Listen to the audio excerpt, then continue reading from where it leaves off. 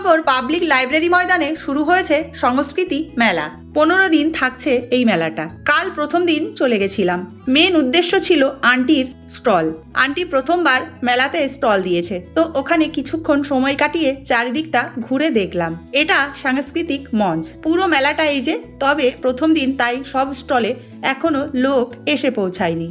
কাল থেকে সমস্তই ভর্তি হয়ে যাবে। বিভিন্ন হ্যান্ডমেড জুয়েলারি স্টলও বসেছে, কিন্তু বিভিন্ন কুর্তি, শাড়ি আর খাবারের স্টলও প্রচুর রয়েছে। রয়েছে কেক, প্যাটিস, ডোনাট, এগুলো। বাবি ডোনাট নিল একটা, কারণ স্কুল থেকে ফিরেই ওকে নিয়ে এসেছি আর খিদেও পেয়ে গেছিল।